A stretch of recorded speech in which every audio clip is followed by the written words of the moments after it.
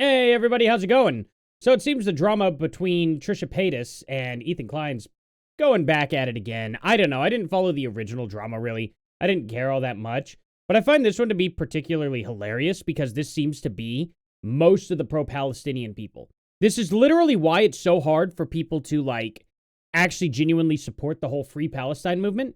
Whenever it started off with, from the river to the sea, Palestine will be free. And then you find out that the rest of it's like, oh, if there's a Jew behind a tree, you know what I mean? And it's literally talking about that. And you're like, guys, okay, so we're talking about literally getting rid of all the Jews. Okay.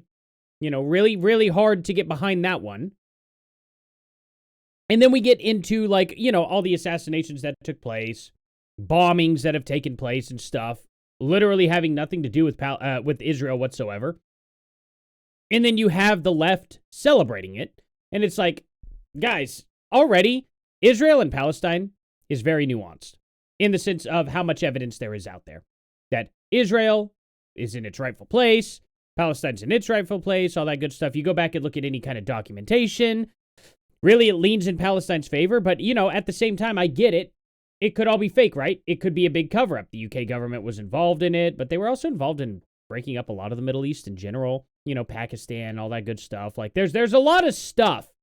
My biggest contention is how Israel got the land that they're on.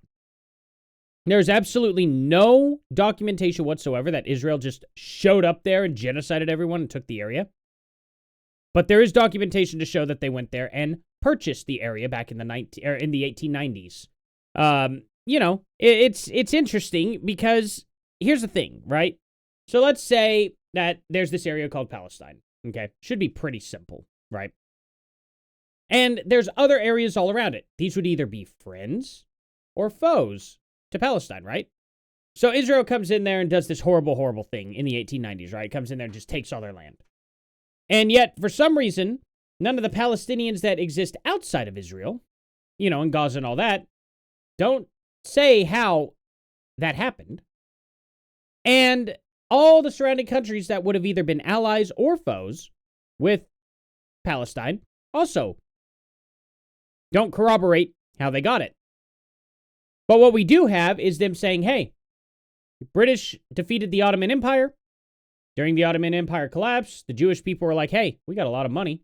You want to give us that land? And a lot of the people there were like, yeah, and gave them the land. That's the only evidence we really have. So whether it's true or not, don't care. What I do care about is the optics of how the left is wanting to do this whole Free Palestine movement. You want to make Free Palestine look really, really good? You want to win people over like me to go onto your side? Maybe, just maybe, we don't chant super extreme terrorist quotes, songs and stuff like that.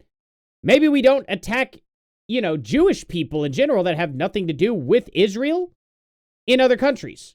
You know what I mean? I feel like that's a pretty simple step if you don't want to be viewed as an extremist party. That it just sucks because it's like, hey, if everything y'all are saying is true about Palestine, you're not going to win anybody over by this. I mean, it's really, really ridiculous. So, I'll show you guys a couple examples, but let's get into this first because this is funny. Ethan Klein dropped a bunch of Instagram stories about Trisha Paytas and Moses. Claims about Moses knew he was cooking a Libyan recipe from Hila's mother, but liked a comment implying he was making Palestinian food in support of Palestine. I know because I've eaten it dozens of times. He's cynically accepting praxis on a false premise, the way people accept Trisha and Moses, but reject me and Hila as proof of shallowness. And there is actually genuine proof here. He talks about how Moses is cooking his mother's recipe that originated from Libya.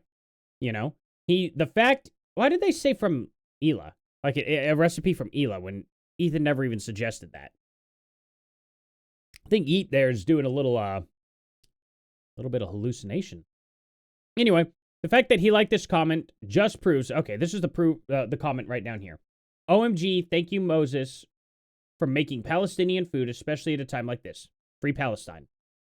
However, ironically enough, Trisha Paytas and, is celebrating with a giant Israeli flag. Trisha Paytas had an Israel Independence Day party at her house. Wow, literally her house looks like the outside of the White House. That's crazy. Man, imagine having a house like that, right?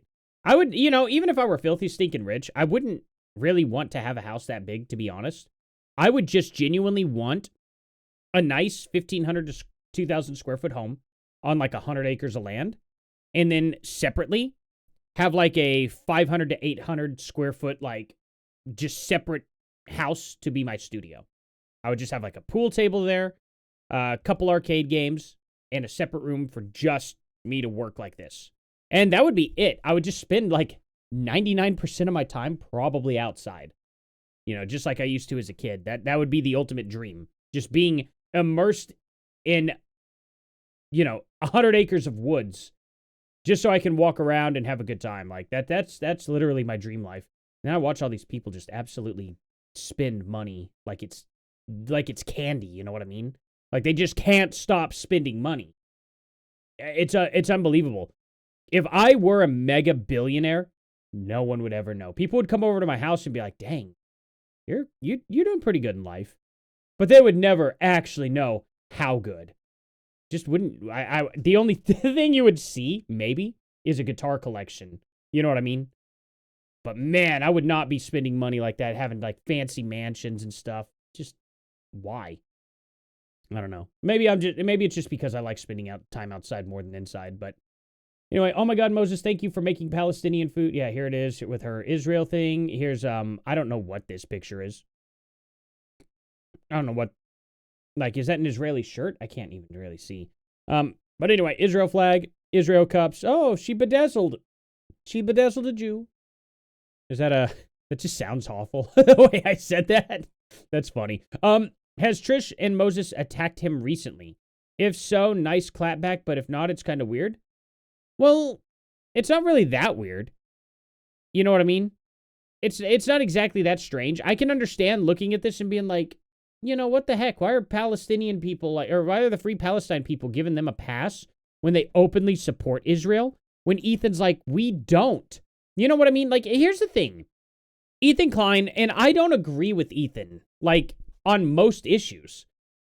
But Ethan Klein is at least like, hey, I have been against Israel. I voted against Netanyahu twice, living there. He's like, that's more change than, Hassan Piker will ever have. You know what I mean? And Ethan's got a great point on that subject.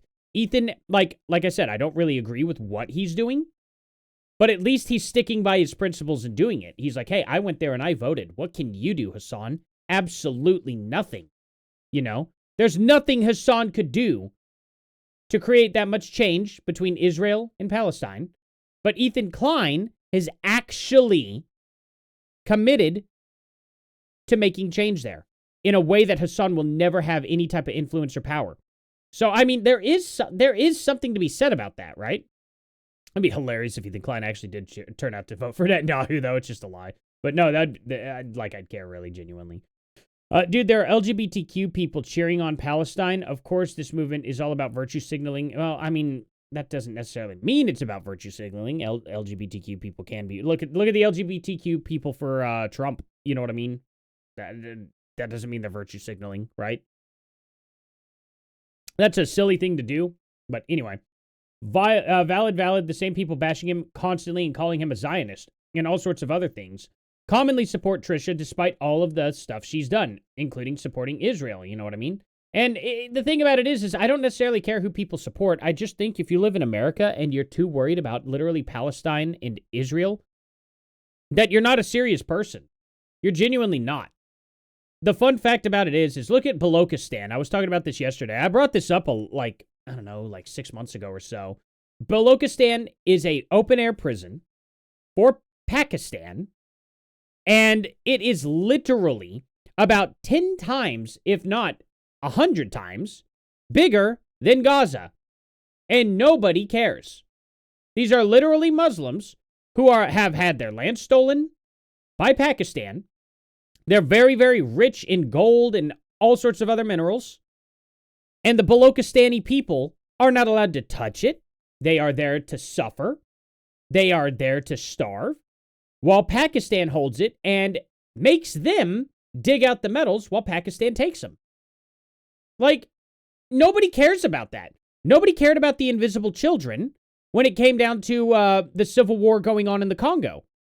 I believe that was the exact man who was in charge of all that who called himself the Black Hitler. Not even kidding. He steals children from villages, used to anyway. Trump ended that. This is what's crazy. Trump ended that war like a month ago. That war has been going on since I was a child. Actually, probably before I was born. I knew about that war. We called it the Invisible Children. It was a donation, and I would go door to door in my neighborhood and ask for money from it was a freshman in high school. My teacher was Mr. Bine, and yeah, he started that. He had us do that fundraiser thing, or it didn't have us do it, but he asked for us to volunteer, and we did. A lot of us did. And we were fighting to get that war ended, and then literally, Trump did it in a matter of minutes. He was like, you know what? This is a crazy war going on. What's going on over here? Let's just end this. So he ended it. And nobody has given him credit. Nobody has talked about it. And that was like a 30-year incident that took place where this guy was just abducting children, making them dig in cobalt mines, and also training these children. These children would be like 9 years old.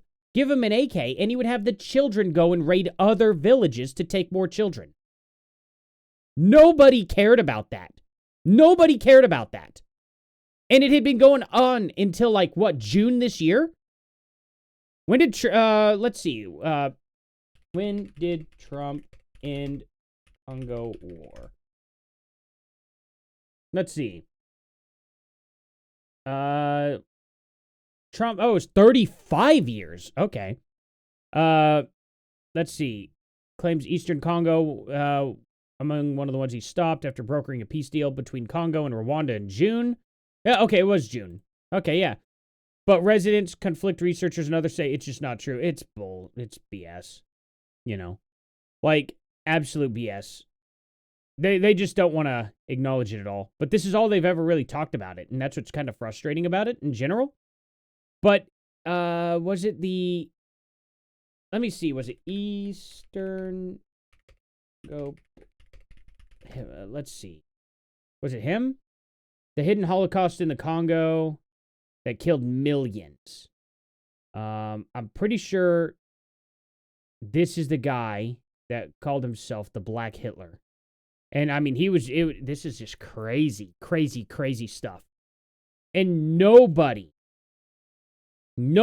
talks about this at all. You know, I also like how funny it is whenever they say like that Germany like just let all the Jews go in 1933, but then completely forgot about like in 1941 how he went into the Middle East almost 10 years later. You know, it was like 8 years later, and literally had the Middle East trying to destroy Israel.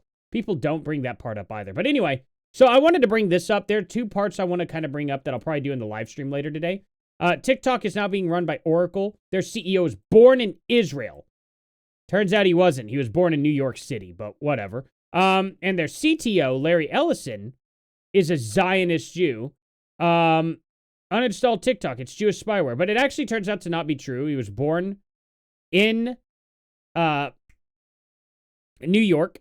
One of the people there was born, I'll play this video later, but it's just a point. I'll play it during the live stream.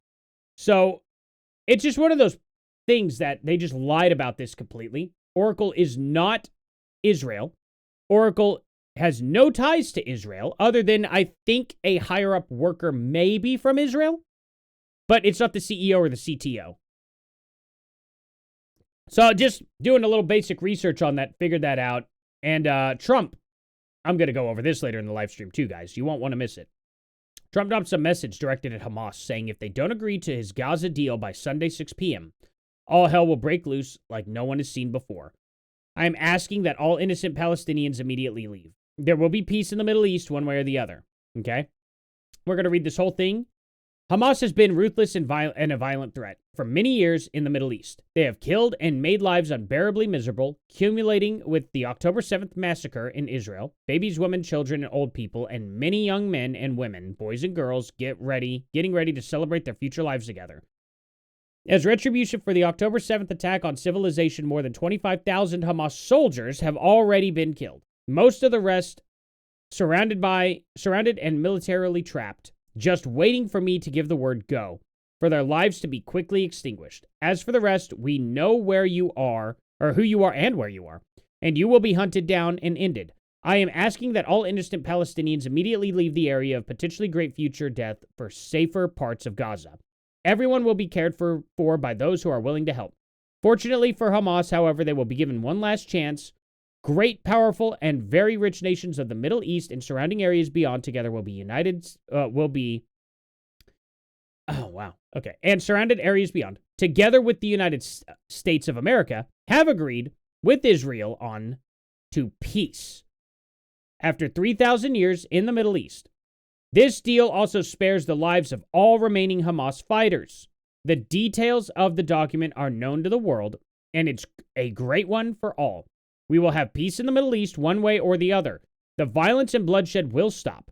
Releases the hostages, all of them, including the bodies of those that are dead now.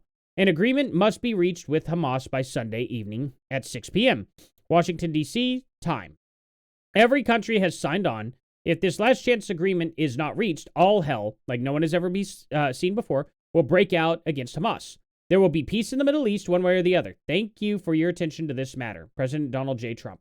Why do I have a sneaky feeling that we're going to have peace for exactly about 7 years? I guess a lot of people will get that reference, but maybe you won't. I don't know. This sounds like a 7-year peace deal right here to me. You know what I mean? It's funny because if you know, you know, right? I kind of wonder. And then I wonder who's going to step in at the end of that 7 years and then put us all in an Orwellian, because, you know, that's how it'll happen, right? After 7 years, we all get put into a crazy Orwellian thing, and then, all the good people disappear in a good way. Shockingly, right? If you can't tell what I'm quoting here, you know what I mean? It's kind of weird, right? Watch it not be 7 years at all, though. Yeah, we might not even be there at all, you know? I just found it interesting. That this is probably the beginning of a, 7-year peace deal. And why it lasts 7 years? Well, that's because literally that's exactly what the Bible says, right? Literally, it'll be 7-year peace. It'll be the most calm and peaceful time of anybody's life. I mean, a wild 7 years. Be a good 7 years. At least we would know what's coming if, everything is true, right? So there is that. We'll see what happens, guys. I don't know. What do you guys think about this? This is interesting. I thought it was really funny in general to kind of point out how unbelievably hypocritical the left is. They don't care at all in any way, shape, or form about what's actually going on in Palestine. They care about optics. They care about their feelings. And it's an incredibly, incredibly selfish movement. Now, I know there's a lot of people out there who are like, hey, what's going on in Palestine is actually genuinely messed up. And I know a lot of people who watch my videos that are like, hey, it's messed up. But those people aren't exactly obsessing over Israel either. And I've talked with you guys many times about it. And, it's obvious that it's like, hey, our country's first, We got to worry about where we live and what we're doing. You know what I'm saying? Before we worry about other countries. That's just my opinion, and I'm going to be America first always. Thank you all for watching. Please like, subscribe, and share. I'll be on later on today, and I'll see you on the next one. Later.